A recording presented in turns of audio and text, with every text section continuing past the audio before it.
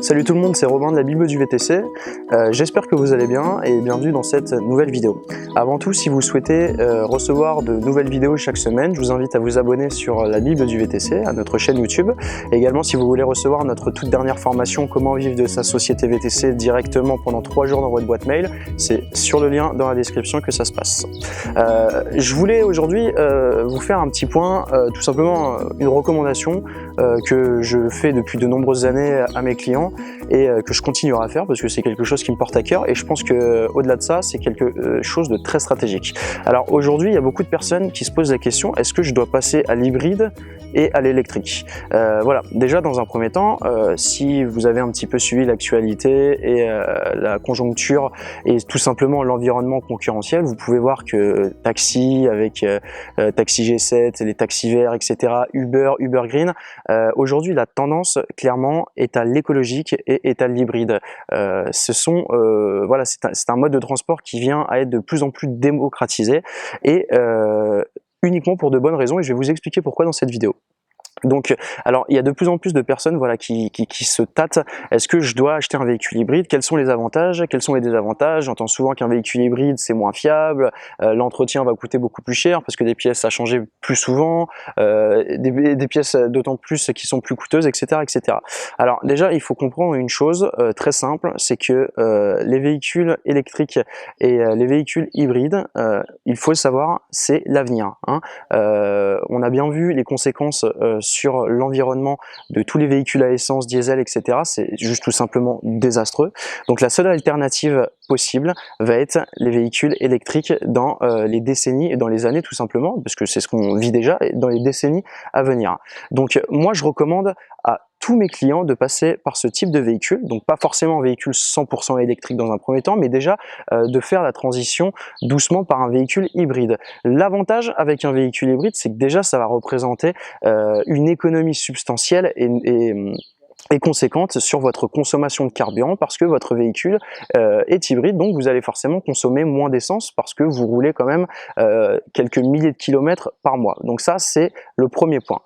Le deuxième point avec un véhicule hybride, il faut savoir que pour les véhicules VTC, si vous êtes VTC ou si vous voulez vous lancer sur ce secteur, vous allez voir que pour des véhicules essence ou pour des véhicules diesel, il y a des restrictions hyper carrées, quoi. On peut pas prendre n'importe quel type de véhicule, il faut que ce soit voilà, il y a vraiment des critères qui sont définis de manière très précise pour que votre véhicule soit accepté.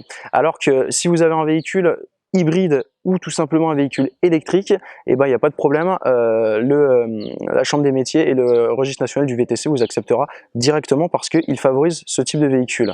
Également, un exemple, hein, Uber Green, pour vous dire, accepte les véhicules blancs. Voilà. Donc, si vous prenez UberX, Uber Berlin, vous verrez jamais de véhicule VTC blanc, mais en Uber Green, c'est quelque chose de toute façon qui se développe de plus en plus ces derniers mois, et là, c'est pour vous dire qu'ils acceptent les véhicules blancs.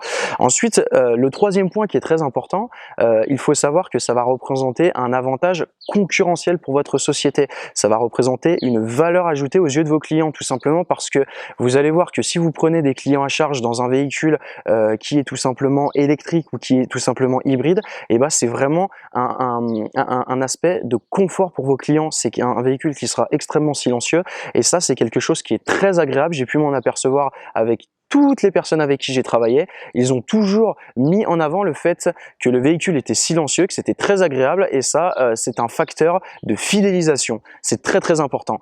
En plus, le fait, si vous avez un véhicule ou plusieurs véhicules, le fait d'investir dans ce type de véhicule, vous allez tout simplement vous inscrire dans une démarche éco-citoyenne. Et ça, aujourd'hui, c'est extrêmement important d'avoir ce type de démarche-là parce que c'est quelque chose qui est très tendance, entre guillemets, et très à la mode. Par exemple, si vous tout simplement vous voulez aller démarcher donc des sociétés, vous voulez obtenir un contrat en B2B, et vous allez amener votre plaquette d'offres qui dit voilà, qui explique vos prestations, vos tarifications, vos véhicules, etc., votre valeur ajoutée, tout ce que vous proposez finalement.